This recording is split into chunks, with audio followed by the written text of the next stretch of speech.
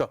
Well, see, this is the important aspect now. While there are conflicts happening, while there are wars happening, while there are atrocities being committed, it is very important that as a Muslim, we step back and take the right stance. One is call out the oppression that is taking place. Speak against it. Raise your voice. Do whatever you can. Lobby about it. Speak about it. Raise the awareness. Talk to people and do as much what you can, which includes doing dua to Allah subhanahu wa ta'ala, which is one of the biggest tools that anybody can have. Plus, send money to the poor and the needy who need support once these atrocities are being perpetrated.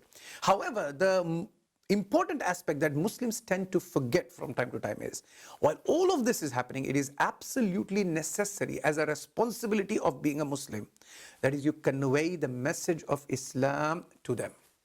Now, one might say, well, while an atrocity is being committed, while an oppression is being perpetrated, what is the point of giving dawah?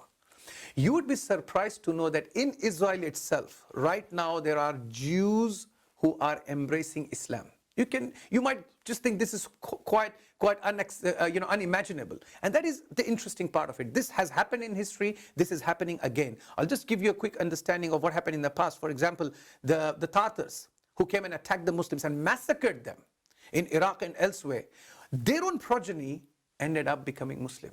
You know, Genghis Khan, who was the leader of the entire episode, his grandson becomes Muslim as a leader of that community, of that military, of that group. Now, this is very much possible if and when we continue to give da'wah to the people.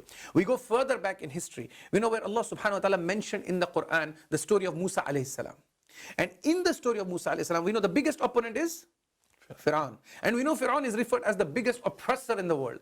Now Musa alayhi salam, when he goes to Fir'aun, while he is murdering the Jews, while he is murdering the Bani Israel, Musa alayhi salam is commanded by Allah subhanahu wa ta'ala to speak to Fir'aun and give him da'wah. Call him to the oneness of Allah subhanahu wa ta'ala.